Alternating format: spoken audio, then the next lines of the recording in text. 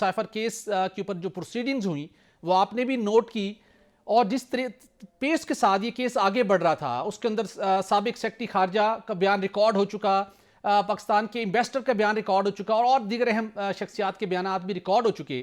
لیکن جب اب کیس آگے بڑھ رہا ہے، جو وکلا صفائی ہیں وہ مسلسل مختلف ہیلے بہانے کیوں استعمال کر رہے ہیں؟ کیا وہ چاہتے ہیں کہ یہ کیس لٹکا رہے اور الیکشن کے بعد کہیں جا کر ڈیسائیڈ ہو؟ یہ کیا ممکنہ طور پر وجہ ہو سکتی ہے؟ جی بھٹی صاحب، جب اتنی بڑی گواہیاں جو آپ نے سنی ہیں کہ جو سابق سیکرٹری خارجہ ہیں سہیل محمود صاحب، ان کا بیان دیکھیں کہ میں نے اس وقت کو وزیر خارجہ شاہ محمود قریشی تھے، ان کو منع بھی کیا کہ اس طرح کا کام آپ نہ کریں، لیکن ان کے باوجود جو ان کے پرنسپل سیکرٹری اعظم خان اس وقت تھے، کیونکہ وہ چیئرمین جو پی ٹی آئی ہیں، بانی پی ٹی آئی، ان کی خوشنودی حاصل کرنے کے لیے ان کو ڈی ٹریک کرتے رہے، اور آخر میں آج انہوں نے بھی گواہی دے دی. اسی طرح جو ایڈیشنل سیکرٹری خارجہ ہیں فیصل ترمذی، انہوں نے بھی کل جو گواہی دی ہے اس میں یہ کہہ دیا ہے کہ میں نے منع کیا. اس وقت واشنگٹن سے میں پوچھا گیا کہ یہ جو خط انہوں نے سائفر نامی لہرایا ہے یہ ہمیں بھیجیں، ہم نے اس طرح کی کوئی بات ہی نہیں ہوئی. اب جو ساری گواہیاں، اہم ترین جو گواہیاں ہیں وہ سامنے آ چکی ہیں.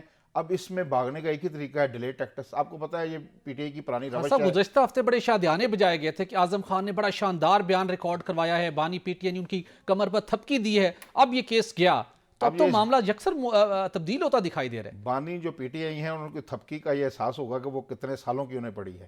یہ اس وقت پتہ چلے گا جب عدالت فیصلہ سنائے گی.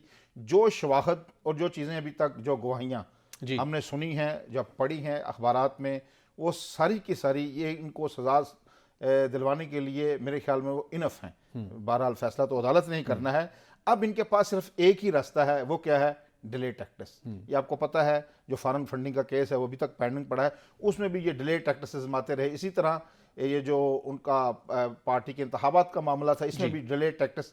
پی ٹی آئی کے وکلاء نے یہ دیکھ لیا ہے کہ آپ ڈیلے ٹیکٹس آزماتے جائیں اور اس کو پرلونگ کرتے جائیں، لمبا کرتے جائیں، جس میں ان کی کوئی جان نہیں ہوتی. اب جب کہ میں سمجھتا ہوں تمام بڑی گواہیاں ان کے خلاف آ چکی ہیں، مجھے یہ لگتا ہے بھٹی صاحب کہ یہ انتخابات جو ہو رہے ہیں 8 فروری کو عام انتخابات، اس سے قبل ہی یہ فیصلہ آ جائے گا. یہ جتنا مرضی بھاگ لیں، مجھے ایسا لگتا ہے کیونکہ تمام بڑی گواہیاں ہو چکی ہیں. ویسے دیکھیں نا، سیکرٹری خارجہ اور ایڈیشنل سیکرٹری خارجہ اور جو سفیر اسد مجید، جن کی گواہی آپ نے بھی دیکھ لی سارے، انہوں کا سازش کا کوئی ذکر ہی نہیں ہے اس میں. اب ان کی گواہی بھی آ گئی، اب تو ان پر جرح بھی ہو گئی ہے. اب تو صرف سزا اناؤنس ہونی ہے.